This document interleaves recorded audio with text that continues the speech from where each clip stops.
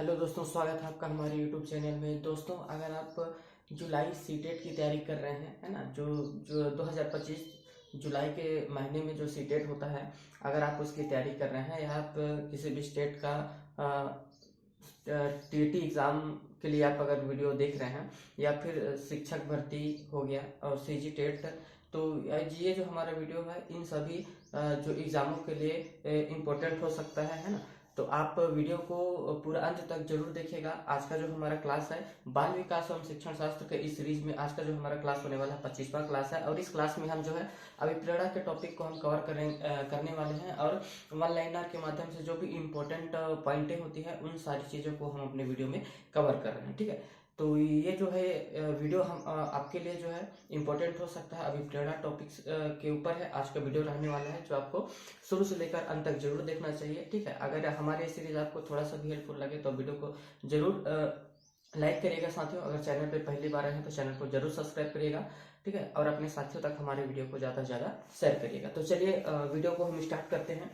ठीक है, आप यहाँ पर देख पाएंगे, अगर आप जो है सीटेट की अगर तैयारी कर रहे हैं, जो जुलाई के महीने में होना है 2025 में, जो जुलाई सेशन में जो होता है, तो इसका एग्जाम का अगर आप तैयारी कर रहे हैं तो ये वीडियो भी आपके लिए इंपॉर्टेंट हो सकता है। शिक्षक भर्ती के लिए भी इंपॉर्टेंट है और सीजी टेट के लिए भी महत्वपूर्ण होगी। ठीक है, तो बाल विकास एवं शिक्षण शास्त्र के सीरीज में हम आज देखेंगे कि इसमें जो है आज हम नया टॉपिक हमारा स्टार्ट हो रहा है, अभिप्रेरणा, जो मोटिवेशन होता है, इम्पोर्टेंट है ना। तो जो क्लास रहने वाला आज का हमारा 25वां क्लास है, टॉपिक का नाम क्या है हमारा, मोटिवेशनल। ठीक है, अभिप्रेरणा, मोटिवेशन। ठीक है, तो आप इसको जरूर अंत तक बने रहिएगा, पूरा देखिएगा। हम कोशिश करेंगे वन लाइनर के माध्यम से जो भी इसमें महत्वपूर्ण पॉइंटें हैं जो आपके एग्जाम के लिए जरूरी हो सकता है, उन सारी चीजों को हम देखेंगे। ठीक है, तो टॉपिक पर आते हैं, अभिप्रेरणा। ठीक है ना, मोटिवेशन। तो सबसे पहले आपको ये जो जितना पॉइंट है, हर पॉइंट जो है आपके लिए महत्वपूर्ण है, क्योंकि डायरेक्ट इससे जो है क्वेश्चन बनता है। तो अभिप्रेरणा का जो शाब्दिक अर्थ होता है, ये भी पूछा जा सकता है, अभिप्रेरणा का शाब्दिक अर्थ क्या है, तो आपको ध्यान में रखना है आंतरिक उत्तेजना। आंतरिक उत्तेजना जो होता है हमारा जो है मोटिवेशनल या भी अभिप्रेरणा का जो शाब्दिक अर्थ हम कह सकते हैं क्या रहता है, तो आंतरिक उत्तेजना। ठीक है, आगे देखेंगे, तो अधिगम की शुरुआत किससे मानी जाती है, तो अधिगम की शुरुआत ही हम अभिप्रेरणा से मानी जाती है। आपको ध्यान में रखना है कि ऐसा क्वेश्चन पूछा जा सकता है कि अधिगम की शुरुआत किससे मानी जाती है, तो आपको ध्यान में रखना है क्या हो सकता है हमारा, अभिप्रेरणा से ही अधिगम की शुरुआत मानी जाती है। ठीक है, अधिगम का हृदय किसे कहा जाता है, तो जो अधिगम है इसका हृदय किसे कहा जाता है, तो ये अभिप्रेरणा को कहा जाता है। आपको ध्यान में रखना है, एक एक वन लाइनर है ये हमारा पूरा सीरीज, और पॉइंट टू पॉइंट बात करेंगे, और जो जो इम्पोर्टेंट है उन फैक्टों पर हम बात करेंगे। ठीक है, तो आपको वीडियो को जरूर अंत तक देखिएगा, ताकि आपको जो है अच्छे से सारी चीजें क्लियर हो सके। आगे अगर हम बात करेंगे,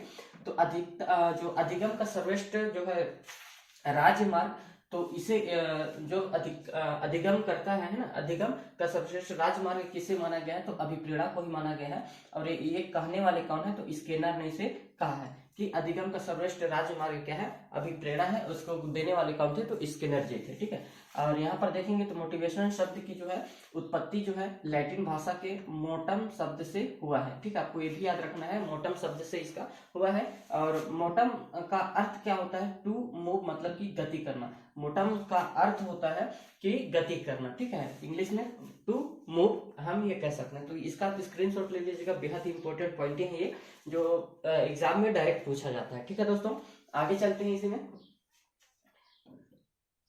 आगे अगर आप देखेंगे, तो अब यहाँ पर देख लेते हैं हम अभिप्रेरणा की कुछ परिभाषाएं हैं जो हमारे लिए इंपॉर्टेंट है, अभिप्रेरणा की परिभाषाएं। ठीक है ना, अभिप्रेरणा की परिभाषाएं इस टॉपिक में कम से कम आपको इतना अभिप्रेरणा के प्रकार देखेंगे। अभिप्रेरणा के जो प्रकार है इसको हम ध्यान से भी समझेंगे और देखेंगे कि क्या क्या चीज होता है, कितने तरीके से होता है ना।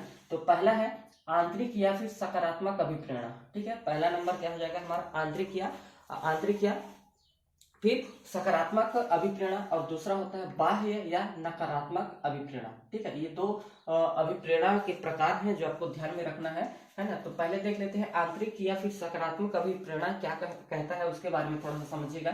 तो किसी क्रिया या कार्य को स्वयं की इच्छा से करते हैं तथा जिसको करने से हमें सुख व संतोष की अनुभूति होती है। ठीक है, वही हमारा क्या होता है, आंतरिक। किसी भी कार्य को करने के लिए हमारी स्वयं की इच्छा शक्ति हमें प्रेरित करता है और उस कार्य को करने के बाद हमें सुख या संतोष की अनुभूति होती है, वही हमारा क्या कहलाता है, सकारात्मक या फिर आंतरिक अभिप्रेरणा कहलाता है ना। हम खुद से मोटिवेट होते हैं, खुद से अभिप्रेरित होकर के उस कार्य को करते हैं जिस कार्य से हमें सुख या फिर संतोष का अनुभव होता है, तो वही क्या कहलाता है हमारा कि आंतरिक या फिर सकारात्मक अभिप्रेरणा हम कह सकते हैं इसको। ठीक है, जैसे अगर आप देखोगे तो प्रतियोगी परीक्षा में सफलता प्राप्त करना, भूख या प्यास आदि, है ना। तो इन सारी चीजों को प्राप्त करने के लिए हम खुद से मोटिवेट होकर के इन सारी क्रियाओं को करते हैं जिससे हमें सफलता मिलती है। ठीक है ना। इसी में आगे देखेंगे बाह्य या फिर नकारात्मक अभिप्रेरणा क्या होता है। बाह्य मतलब कि बाहर से हमें जो अभिप्रेरणा मिलता है या फिर उसी को नकारात्मक भी कहा जा सकता है। बाह्य या फिर नकारात्मक अभिप्रेरणा जो होता है, इसको देखिएगा तो जब किसी क्रिया या फिर किसी कार्य को हम बाहरी व्यक्ति के दबाव में आकर करते हैं, जैसे हम मजबूरी में या फिर किसी के कहने पर किसी कार्य को करते हैं या फिर किसी के दबाव में आकर हम किसी कार्य को करते हैं, तो ये जो करने की जो हमारी इच्छा नहीं है, बिल्कुल भी नहीं है, और हम उसको मतलब किसी के दबाव में आकर के जो हम प्रक्रिया करते हैं या फिर क्रिया करते हैं, वही हमारा क्या क्रिया करने की जो हमें शक्ति मिलता है, जो हमें उत्तेजना मिलता है, वही हमारा क्या कहलाता है, बाह्य अभिप्रेरणा या फिर नकारात्मक अभिप्रेरणा। जैसे कि हम देखेंगे कि प्रशंसा, है ना, प्रशंसा किसी के कहने पर हम करते हैं या फिर किसी के दबाव में आकर के, है ना, किसी के डर से करके, या फिर पुरस्कार, दंड या फिर प्रतिस्पर्धा, ये सारी चीजें जो होता है ना, ये बाह्य क्या होता है, बाह्य अभिप्रेरणा या फिर नकारात्मक अभिप्रेरणा हम इसको कहते हैं। ठीक है दोस्तों, आई होप कि ये चीजें आपको आसानी से समझ में आया होगा, है ना। तो इसी में आगे चलते हैं, स्क्रीनशॉट आप लेते चलिएगा ताकि आपको जो है बाद में परेशानी ना हो। ठीक है, आसान शब्दों में हम समझने का प्रयास कर रहे हैं और जो जो चीजें बताने का प्रयास कर रहा हूँ बेहद ही इंपॉर्टेंट है, तो आपके लिए एग्जाम के लिए बेहद ही महत्वपूर्ण रहने वाली है। ठीक है, तो आगे देखेंगे अभिप्रेरणा के तत्व को थोड़ा सा समझेंगे, है ना। इससे क्या है कि डायरेक्ट प्रश्न पूछा जाता है अभिप्रेरणा के तत्वों से। ठीक है, तो इसी में हम देखेंगे आवश्यकता। अभिप्रेरणा हमें कब मिलेगी, जब हम किसी चीज की हमें आवश्यकता होगी, तब हम उस कार्य को करने के लिए प्रेरित होते हैं। ठीक है, तो पहला है हमारा आवश्यकता।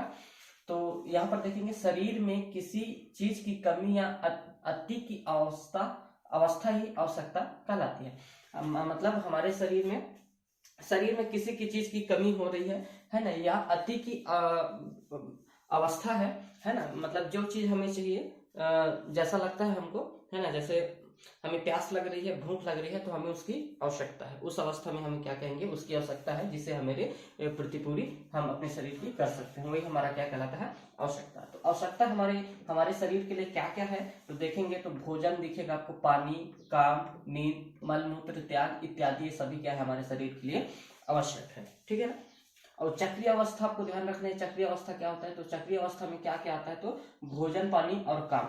सबसे जो कम जरूरी आवश्यकता होती है, इसको थोड़ा सा देखेंगे तो काम आवश्यकता पदानुक्रम सिद्धांत, है ना, इसको जो देने वाले थे मैस्लो ने 1954 में दिया था। आपको इस सिद्धांत को याद रखना है ना, आवश्यकता के ऊपर इन्होंने दिया था, है ना। सबसे कम जरूरी आवश्यकता क्या है, काम है। ठीक है, ये इसको चक्रीय अवस्था में क्या है, भोजन, पानी और काम। ठीक है, और यहाँ पर देखेंगे तो सबसे कम जो जरूरी आवश्यकता होती है, ये क्या हमारा है, काम है। यहाँ पर क्या आ जाएगा, हमारा काम जो हमारे लिए है सबसे कम जरूरी आवश्यकता वाला चीज है। ठीक है, और आवश्यकता पदानुक्रम का सिद्धांत, ये जो सिद्धांत है इसको किसने दिया था, तो मैस्लो ने 1954 में दिया था। इस चीज को आपको ध्यान में रखना है कि आवश्यकता पदानुक्रम का जो सिद्धांत है, इसको मैस्लो साहब ने 1954 में दिया था। ठीक है, हर एक पॉइंट आपके लिए एक एक नंबर का इंपॉर्टेंट है दोस्तों, आपको ध्यान में रखना है। और जो मैस्लो ने इसमें 5 आवश्यकताएं बताई हैं। ठीक है, मैस्लो जी ने 5 आवश्यकता इसमें बताया है, जो आपको याद में रखना है। आत्मसिद्धि की आवश्यकता, पहला है आत्मसिद्धि की आवश्यकता, दूसरा है सम्मान पाने व देने की आवश्यकता। ठीक है, तीसरा है प्रेम व स्नेह की आवश्यकता, और चौथा है सुरक्षा की आवश्यकता, और पांचवा है शरीर की आवश्यकता। आपको इन 5 आवश्यकताओं के बारे में जानना है जो मैस्लो साहब ने दिया है। ठीक है, पहला क्या हो जाएगा हमारा, आत्मसिद्धि। आत्मसिद्धि का जो है सिद्धांत, ठीक। दूसरा हो जाएगा सम्मान पाने की या सम्मान देने की जो है आवश्यकता, इसको कहा है। तीसरे में कहा है सुरक्षा की अवस्था। चौथे में कहा प्रेम व स्नेह की आवश्यकता। और पांचवा क्या दिया है कि शरीर की आवश्यकता। ठीक है, आपको इसको ध्यान में रखना है। अभिप्रेरणा के तत्व में पहला हम आवश्यकता देखे हैं, आवश्यकता में क्या क्या आवश्यकता हो सकती है इसको ध्यान में रखना है। और दूसरा है ये आवश्यकता पदानुक्रम सिद्धांत जो है, इसको मैस्लो साहब ने दिया था। और सबसे कम जो हमारी जरूरत की आवश्यकता है वो काम है। ठीक है, और जो मैस्लो साहब ने जो 5 आवश्यकताएं बताई है, इन 5 आवश्यकताओं के बारे में आपको ध्यान में रखना है। ठीक है, आगे चलेंगे। अब इसमें देखेंगे दूसरे नंबर का चालक, प्रमोद या अंतर्नोद। ठीक है, ये हमारा दूसरे नंबर की है। इसमें देखेंगे चालक शरीर की आंतरिक क्रिया या दशा है जो विशेष प्रकार का व्यवहार करने के लिए प्रेरित करता है, जैसे भूख और प्यास। ठीक है, चालक शरीर की आंतरिक क्रिया या फिर वह दशा है जो विशेष प्रकार की व्यवहार करने के लिए प्रेरित करता है, जैसे कि भूख लगने पर हम किस तरीके से करेंगे, प्यास लगेगा तो हमें किस तरीके से करना है। ठीक है, आगे देखेंगे उद्दीपन या फिर प्रोत्साहन, ये किस तरीके का अभिप्रेरण है। तो जिस तत्व द्वारा चालक की संतुष्टि होती है उसे ही उद्दीपन या प्रोत्साहन कहा जाता है। को ध्यान में रखना, जिस तत्व के द्वारा चालक की संतुष्टि होती है उसी को उद्दीपन या फिर प्रोत्साहन कहा जाता है। ठीक है, आगे देखेंगे अभिप्रेरणा चक्र। तो अभिप्रेरणा चक्र क्या क्या है, आवश्यकता। ठीक है, आवश्यकता में चालक क्रिया के लिए प्रेरणा, लक्ष्य निर्देश और लक्ष्य की प्राप्ति। ठीक है, इसमें अभिप्रेरणा चक्र में हमारी सबसे पहले क्या मिलेगी, आवश्यकता। किसी चीज की हमें आवश्यकता होगी, उसके बाद से फिर चालक, फिर उसको करने के लिए प्रेरणा मिलेगी, उस क्रिया को करने के लिए प्रेरणा। फिर जब हम करेंगे तो हमें लक्ष्य की निर्देशित होगी, इसके बाद जो है हमें लक्ष्य की प्राप्ति होगी। ठीक है, और अगला होता है अब प्रेरक। ठीक है, इसका आप स्क्रीनशॉट लेते चलिएगा। ठीक है, प्रेरक के बारे में थोड़ा सा देखेंगे।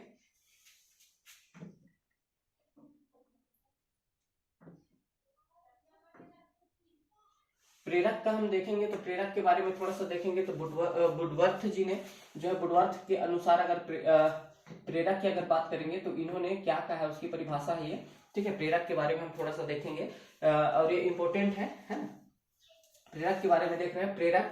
प्रेरक व्यक्ति की वह दशा है जो निश्चित उद्देश्य की पूर्ति के लिए निश्चित व्यवहार को स्पष्ट करता है, वही क्या कहलाता है, हमारा प्रेरक कहलाता है। ये कथन किसने दिया है, तो इंपोर्टेंट आपको ध्यान में रखना है, वुडवर्थ जी का ये कथन है। ठीक है, आगे देखेंगे गेट्स व अन्य ने क्या कहा है, तो प्रेरक प्राणी के भीतर की वे शारीरिक व मनोवैज्ञानिक दशाएं हैं जो निश्चित विधियों के अनुसार कार्य करने के लिए प्रेरित करती है ना। और मैस्लो के अनुसार प्रेरक का वर्गीकरण जन्मजात माना जाता है। ठीक है, मतलब मैस्लो के अनुसार प्रेरक का वर्गीकरण पहला में हम देखेंगे भी जन्मजात। ठीक है, मतलब गेट्स ने क्या कहा है, तो गेट्स का जो परिभाषा यहीं तक का है।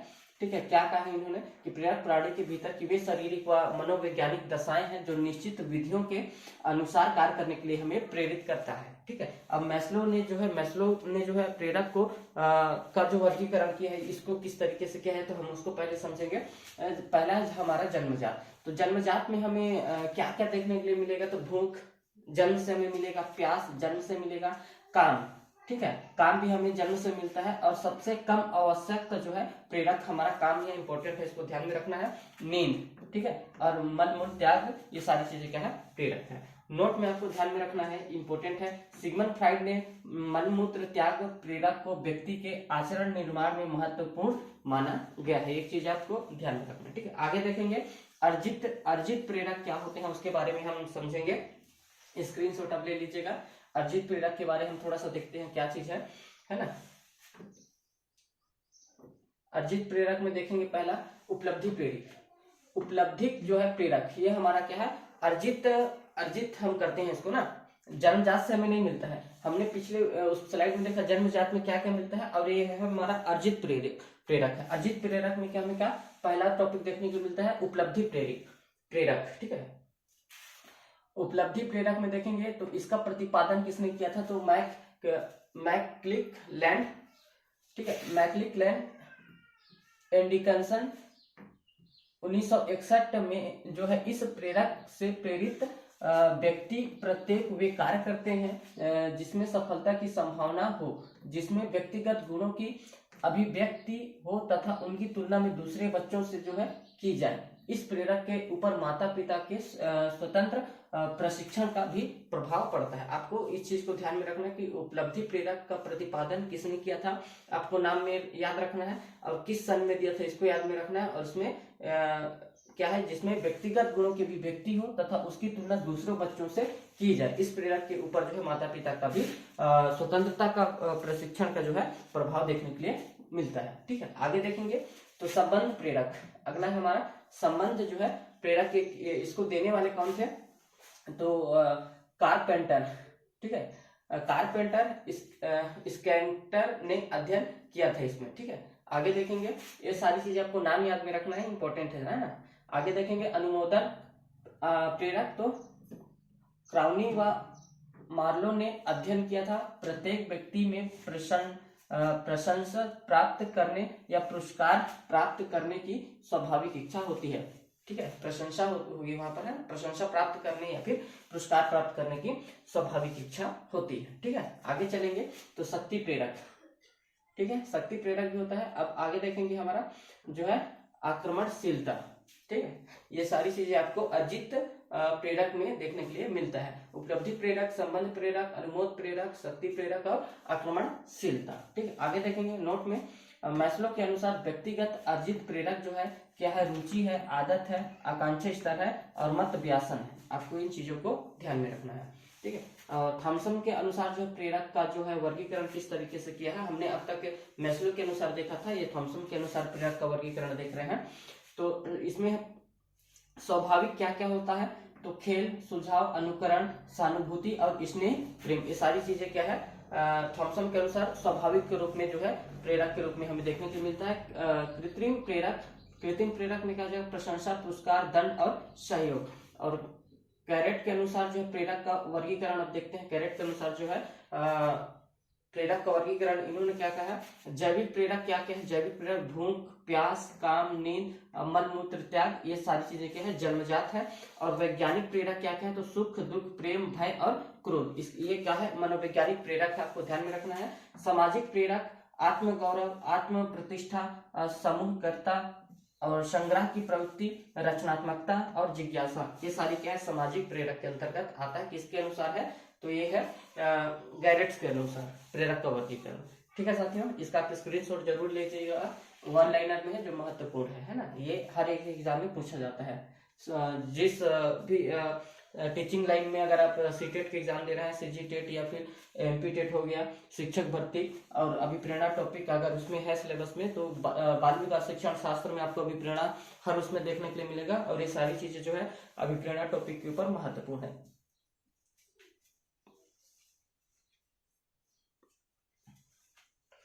ठीक है ना, आगे देखेंगे अभिप्रेरणा के सिद्धांत। अब अभिप्रेरणा के सिद्धांत कौन कौन से, इसको समझेंगे तो भी महत्वपूर्ण है ना, इसको आपको समझना। अभिप्रेरणा के सिद्धांत, ठीक है, अभिप्रेरणा के सिद्धांत के बारे में आप समझते हैं। इन सिद्धांतों को भी आपको याद में रखना है, कौन कौन सा सिद्धांत है, किसने दिया है ना। हम क्योंकि वन लाइनर में और पॉइंट टू पॉइंट बात कर रहे हैं, ताकि आपका जो है रिवीजन अच्छे से भी है। और इन सारी चीजों को आप अगर अभिप्रेरणा टॉपिक को अगर आप पढ़ रहे हैं, तो आपको इन टॉपिकों को जरूर कवर करके जाना है। ठीक है, क्योंकि हर एक टॉपिक अपने आप पर महत्वपूर्ण है। हम किसी टॉपिक को नहीं कहेंगे कि ये ज्यादा है ये कम है, लेकिन आप सभी को पता है कि बाल विकास और शिक्षण शास्त्र जो है 30 नंबर का जो है वेटेज हर एग्जाम में पूछा जाता है लगभग, है ना। तो इसी में देखेंगे आगे अगला क्या है हमारा मनोविश्लेषण सिद्धांत। मनोविश्लेषण सिद्धांत क्या कहता है, पहला है मनोविश्लेषण सिद्धांत अभिप्रेरणा के सिद्धांत में, है ना। तो इसमें क्या है, इसका जो प्रतिपादन था फ्रायड ने किया है। तो इसका प्रतिपादन आपको याद रखना, मनोविश्लेषण सिद्धांत को देने वाले क्या थे, सिगमंड फ्रायड थे, है ना।